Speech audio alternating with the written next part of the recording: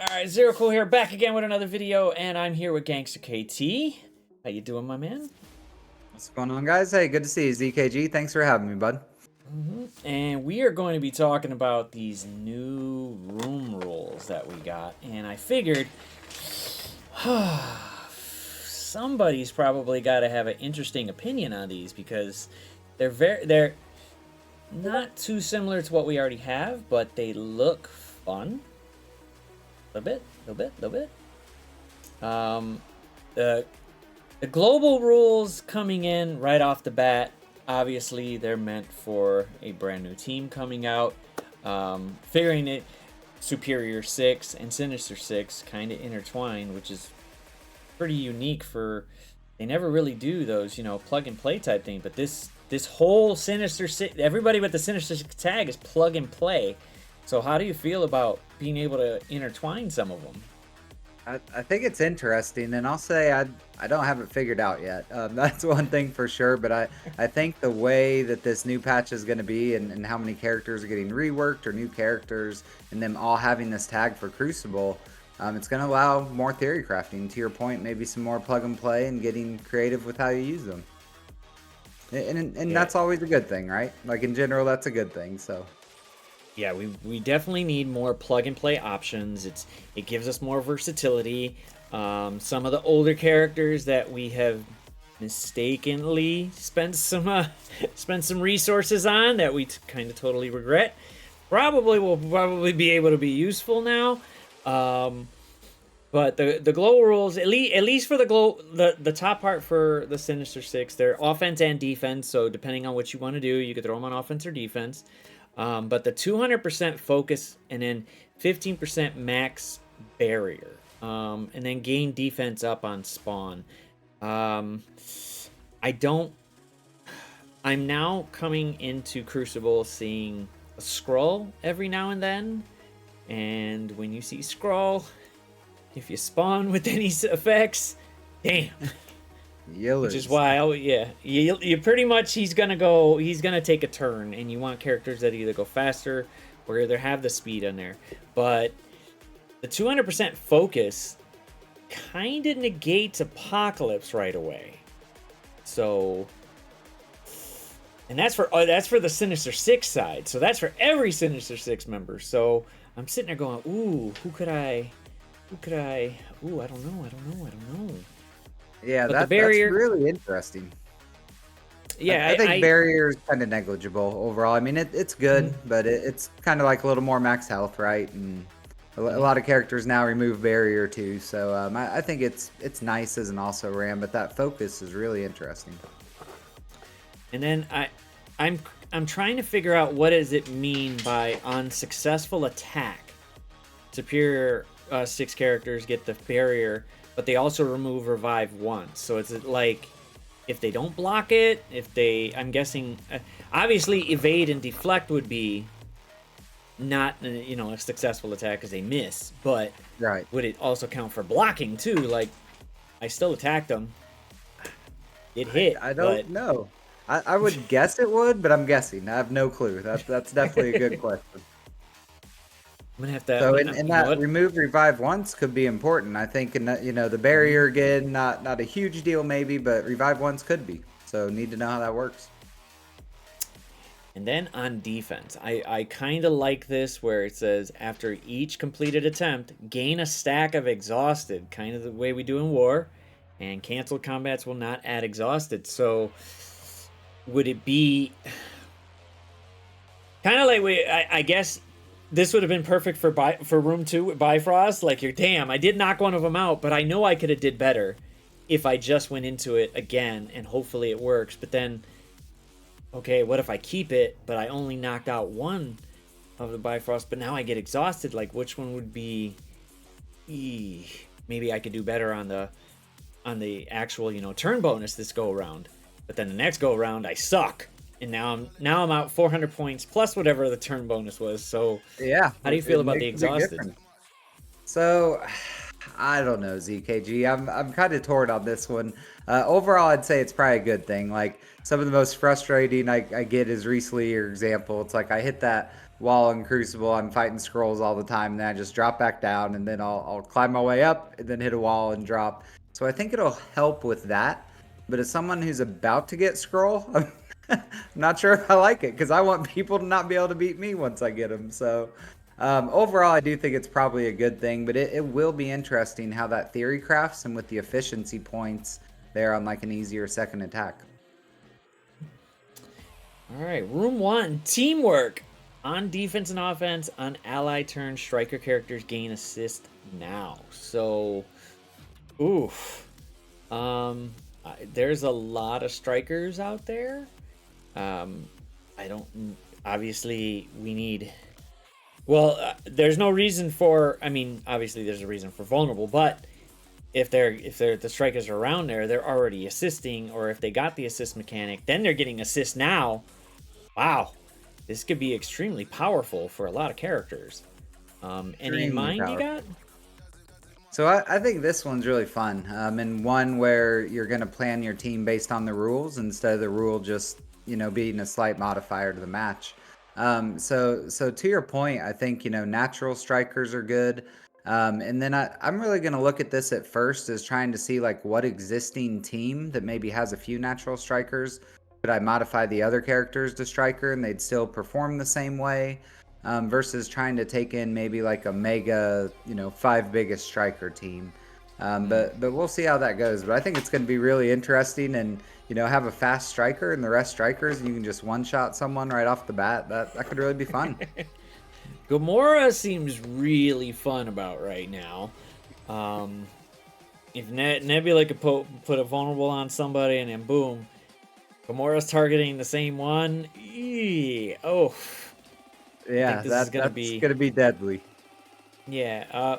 And, oh my God, I forgot to mention we are using Benny Westside's infographic just to go ahead and put up on there. So we want to give credit where credit is due. If you couldn't see it before, he's actually in the freaking infographic as a living tribunal, which was amazing when I first saw it. Yeah, that's he hilarious. is. He showed me it ahead of time because he was like, "Check this out," and I was like, "Oh my God." And he had like two little heads behind him too, and I was like, dude, that is amazing. That is a really good costume, dude. That is awesome. So Benny, well done. Bravo. Benny, yes. Round 2. Tech and skill characters gain speed up when they use their basic, and tech skills carriers bury themselves for 20% when they end their turn with speed up. I don't know about this room. I really don't know. I'm thinking more of whoever you want to use, and if they have tech and skill, great. If they don't, I'm not using my basic every time. That's the thing. Like, how often are you actually using your basic in a Crucible match? I mean, I can't say never, I guess, but I'll probably pay more attention to that now and see. But it just seems so rare. To where it's really going to kind of be a no deal. And agree with you, use whatever your best team is or whatever team you have a spot for. It's maybe a good room just to throw a team in. Yeah, and if they're Decker skill, great. It won't hurt, but I don't think it's going to be mandatory. Well, I don't think this will help anybody on defense because they're going to use the most. They're going to use the ability that has the most energy, which is usually the special or the ult, and it interchange until they get to the basic, which is usually turn 3. By then, if you use your whole tech team and just use the basics, boom, you grab all speed up. Now you're sitting there speeding up again. They might only take one turn for a second, but you might just basically kill them. And yeah, plus you're gaining barrier, so that's a good point, ZKG. And like, where would you maybe then on offense intentionally use a basic to get to that next turn? So maybe someone like Doom, right? Like, do you open with his basic to get speed up, and then he's ulting before the enemies take their second round? Maybe some interesting things there. I think that would definitely help. Because he'll use his basic once you do the ult, but I guess you would say I need a character that would actually give him energy so he could do his ult turn 1. That way, boom, he goes right into it, and then he's getting barrier, but he's only gonna max himself. But then he's got speed up, and it's like, ooh, does that push him even further? Ooh. No, you're Ooh. right. If you need to do that first turn, this wouldn't work. But if you know there was a reason to have a quick second turn alt, could be valuable there. But I'm stretching. I'm stretching to find some value here.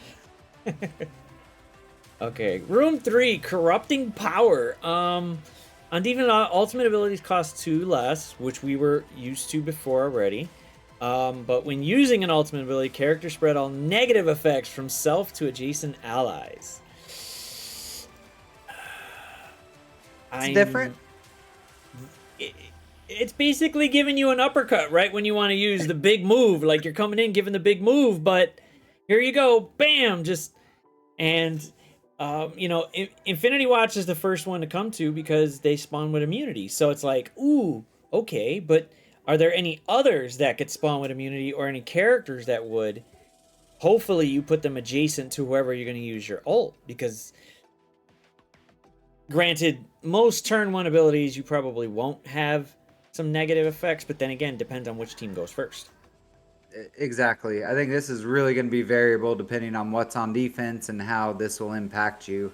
Because, with 2 ability energy less on the alt, you can probably open with the alt for most of your characters.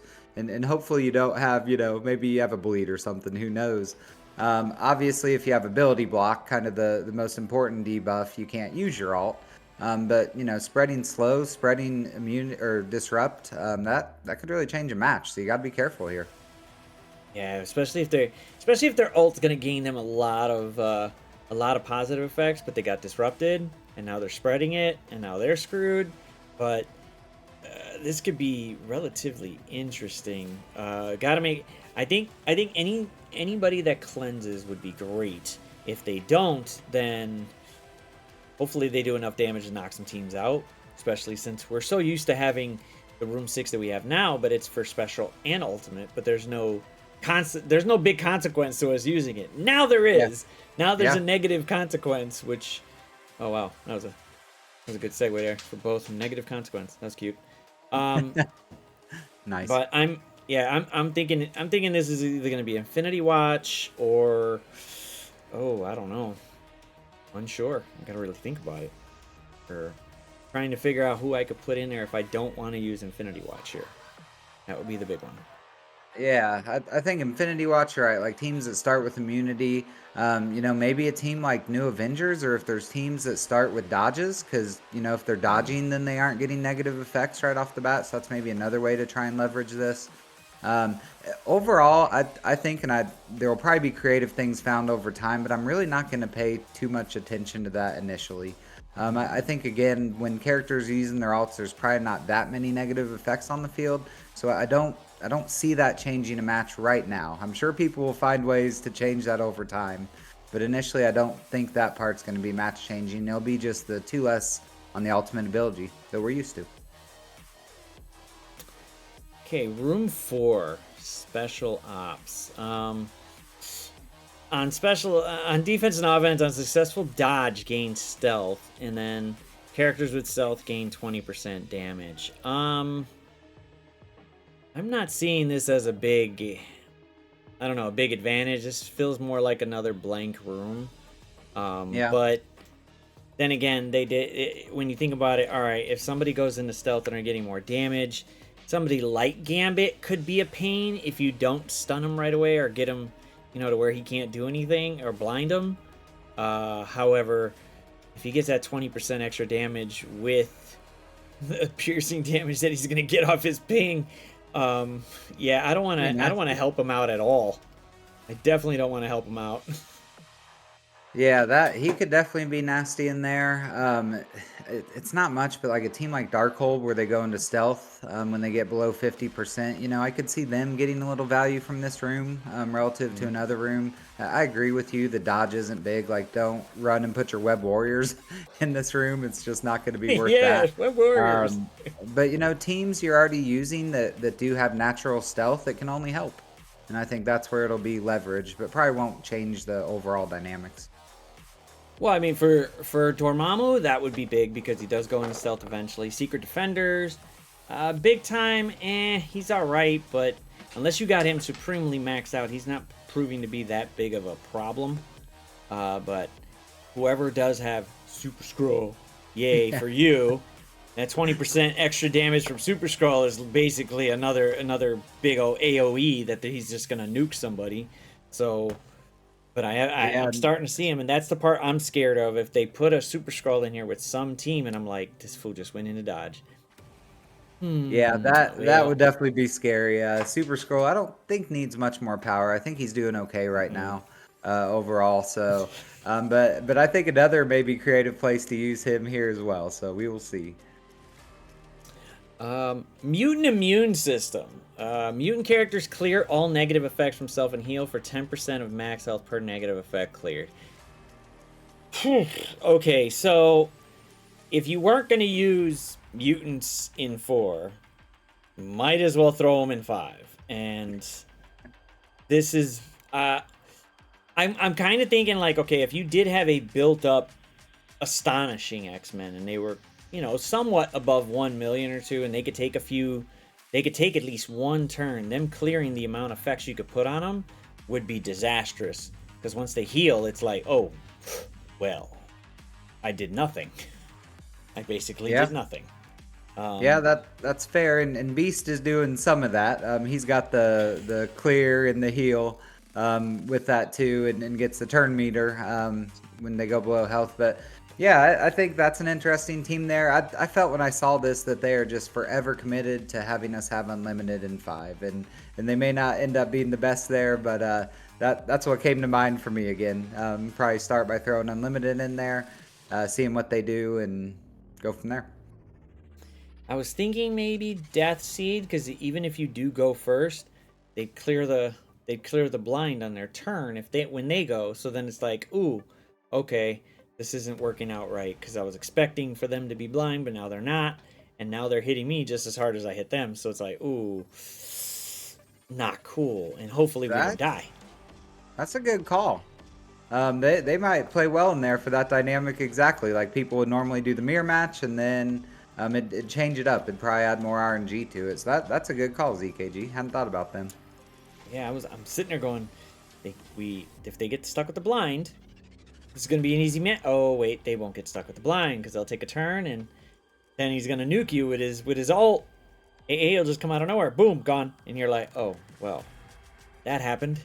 Guess I'm gonna have my stack of exhaust on here when I come back into here. That might Yeah, help me. exactly, Yeah, exactly. that might help. Let's see. Rules of combat. So this one I'm trying to think about, on defense and offense, on successful attack, villain characters apply defense down. And then on defense and offense, on successful hero characters apply offense down. So you're definitely getting 2 debuffs as long as it's successful. But not many teams have that villain hero combination. There's a couple, but unless you want to take somebody out and be like, ooh, okay, this is going to be a little bit interesting. Yeah, it will be, and this is where my prior comment, the villain hero thing, reminded me of someone. And this might not be a big enough bonus to justify using scroll in here over 4 with the stealth gain, like you mentioned, but that stood out. Encouragement to maybe have a hero and a villain on your team. So that'll be interesting when I get him. Maybe trying to use him there, but we'll see when that is. But yeah, this one, an extra defense down. It's just to the target. It's not to the whole team. So this is one I think can be creative to really kind of flip a match, but it's not just going to be dominant and take over. So I liked this rule. I thought it was a pretty good balance, and interested to see what we can do with it. Well, with like Darkhold, MILF opening up, hitting a majority of the characters with it, and as long as it's successful, boom, all those characters will get defense down. And then if a hero goes, which we have been accustomed to using Quick Hold, Quicksilver slapping everybody, or slapping at least 2 characters, because obviously Room 6 ain't going to be acting like the Room 6 we have now. But Right. having him do his special for a little bit, boom, now you got an offense down. Could help out, but I mean, that's like one. I mean, Infinity Watch 2, because villain and hero on there, but not enough. There's a lot of different type of teams you could probably put in here. Maybe take a character 2 out and then just see what happens. Secret Defenders 2. You at least got one villain. on there. And do we really want to use Doctor Strange? Mine's level 10, so I know my answer. So sad. They treated him so badly. So badly. So bad. He didn't deserve it. But yeah, I think Secret Defenders, I mean, that's what's pretty cool, I think, with these rules overall. You're gonna use your best teams. It's not a rule that like dictates you have to use this team in this room and then you have to use this counter. So there's gonna be a little more flexibility, and teams like Secret Defenders just gonna be figuring out, which one of these things can they leverage the most to get that little advantage. And that's a good spot overall, I think. I'm kind of excited with these room rules for right now. How you filling up right now? How you feeling about it? Yeah, so I'd say they aren't. I don't know, like reading them, they aren't maybe as sexy as what we've seen in the past. But again, I'd commented before, like I wanted them to try a season with no rules and just really let kind of theory craft on your own, and thought that'd be really interesting. And this is closer to that. I think not being as prescriptive of words I've heard used a lot is good, and having more availability. And then another part of it too, like if you're investing in your best teams and characters, you know that's going to be good for a while. Like I struggle putting a lot of investment right now into teams that are just powered up because of the Crucible season, because I know when the season's over, like that investment's not going to be valuable anymore. So I think this helps there too. You can have like more confidence in what you're investing in. Yeah, I was already beefing up Doc Ock, and then I saw that he was going to be part of the rework, and I was like, for once, pick somebody good to go in there. That was already low. I didn't think they were going to actually rework him. I thought maybe they'd give him a speed, just a little bit of a stat boost or something, because wow, Superior 6, but Sinister 6. I'm like, oh, he's on there. Oh, this is good. I was already building him up for DD6, so I'm happy that it's there. That I got one character on it, but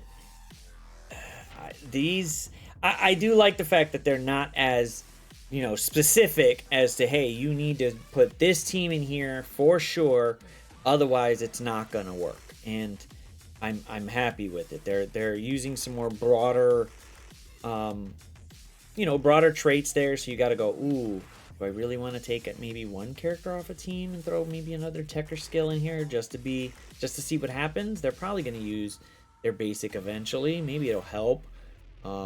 Mutants wise, I don't know, man.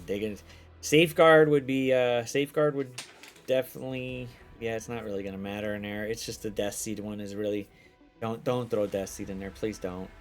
They're just gonna clear everything, please don't. That might Rules be of Combat scary. got me going. Yeah, Rules of Combat Room 6 gets me going, because I'm going like, ooh, do I really want to put villains and heroes in here and just see what happens, just to see what happens, and hopefully it works out. But I don't have Scroll yet. I'm close to Legendary. Where are you at on your DD6? Sounds like we're about in the same place. I think similarly as you, about, I don't know, a month or two ago, I just said only priority right now is going after Scroll, and started putting everything I could into that. But I am going to finish City tonight, probably, maybe tomorrow. And then I'm about 40 pieces away in about 4 spots. So however long that's going to take. I hope a couple more weeks, but it'll depend RNG what shows up in the store. So getting close, though, man. I can start to smell it. We'll see. I'm 2 pieces away. 2 pieces away, and I could start Legendary and push on. Like, but I 2 got little pieces, 2 of the... Like you have 20 out of 22 or 22 out of 24, whichever one. Oh, no. 2 gear pieces. So I need okay. need a couple. Okay. I need a couple of those little, what are those, 8-tracks, and then the internet, the Wi-Fi. I need a couple of those, and then I need one more. No, I need one more. Was it the asthma inhalers? I need one of those. Okay. So once I get those, oh, that's gonna be great. You're It's gonna close, be pushing man. it. You're Yeah, very I'm really close. close. I was hoping I could get it now and then use it for this week, but yeah, I'm not gonna spend to do that. I could just wait. I'm patient. You're so close, and then it'll take a while to patient. get through Legendary anyways. A couple days probably at least. From what I'm hearing, it seems to be that Legendary is not as hard as City, at least from Juicy, Wow. since he just got Scroll. But Global was the pain. Global was the pain in terms of me. I thought Global was harder than City. City, Robbie took care of that. Robbie took care of that fun. That was just... I've two-shot all the City nodes so far. It's been the easiest for me because of Robbie. Exactly. So build up Robbie. You'll love him in every freaking game mode. Build him everywhere. Just keep going. Dump everything into him. Amazing. But yeah, well, if you guys like this video, just hit that like, share, subscribe. Thank you, Gangster KT, for jumping on with me today, giving our little perspective on what we could do with the room rules. And you did want to ask me a certain question as well before we go. Yeah, I know. I'm still months later reveling in that trial victory. So, but I can tell my heart's probably going to be broken down the road here. But wanted to hear where you're at with your trial progress. Okay, so since Goblin's on the way, we know he's coming. We don't know exactly when, but we know he's coming. Now that I'm done pushing, I probably could get that. I think my team is probably around 600k at the moment. Okay. That'll be at best. But now that I can actually focus all most of my resources, unless they give me the Wheel of Torture again, most of my resources straight into New Avengers, and my rebirth is still my rebirth is at 1.5, so I'm comfortable with them. But New Avengers, I think we should be okay. Probably by 1 million or 2 by the time, maybe 1.2 or 1.3 by the time it starts. Okay, nice. Unless they start it at like Thursday and then we're screwed. I'm screwed. I'm like, nope, that ain't happening. Yeah, I don't think it's going to be Thursday, but it sounds like you'll be okay there. And I think New Avengers are worth building for other modes too. I mean, they aren't the best, but they're good. Like, they're usable. So they're very they're fun in war. I actually do like using them in war. Yeah. Where are you at on them? Mine are kind of weird right now. I have I took Ronin to DD6, so he's fully maxed. I think I have him 5 red star. And then I have Tigra at level 95, T17, Mockingbird around level 90, and then Coulson and Thing are 75 and 80. So I have some work to do on them still, but doing great in war. So overall, they're about 1.1 million is where they're at right now. And plan on... Just tip me over now, screw it. Well, so ZKG, where I'm going to be in trouble is my rebirth, because I have kept them smaller. And I never thought that would hurt me, but I'm worried they might be my bottleneck here. And I don't think many people will have that problem. I think if they decide to change the rules to like 4 New Avengers or 3 and then 2 Rebirth, it'll be like, oh, well, who am I going to take? Or if they do really specific, like you got to take these 3 and these 2, or whatever numbers they want to give, that's the part that's scary. That's the part that could be scary. So we don't know exactly yet. They've never said, hey, you might have to have specified characters, but we did ask for it to be a little bit more challenging, and I guess we're gonna get what we asked for. We're gonna get what we asked for. So, but I want to thank you, man. Thank you for jumping out with me, man. So we could have a little nice discussion on these new CC rules, man. They look fun. Yep, time for a change. Very glad it's changing, and appreciate you reaching out. This was a blast as always. I learned a few things here to help me get prepared. So thanks for having me, bud. Oh, no problem, man. And if you guys want, just go ahead. You check out Gangster KT. I'll leave his details down in the description below. Go ahead and give him a follow there and a like. He's up on YouTube a lot. He does some interesting stuff, because it's like, dude, you'd come up with some of the like just out of the blue concepts, and I'm like, god damn, I never really thought of that. Although you do want to check out his sexiest characters. Why don't you do that? Why don't you check out that video? That one got me while I was at work. Yeah, when I saw that, I was like, wait, what? All I saw was the first word, and I was like, okay, this is gonna be great. Only MSF fans. Yep, only MSF. But thank you, man. Thank you for joining me, and CKG and Gangster KT rolling out. Take care, everyone. See you.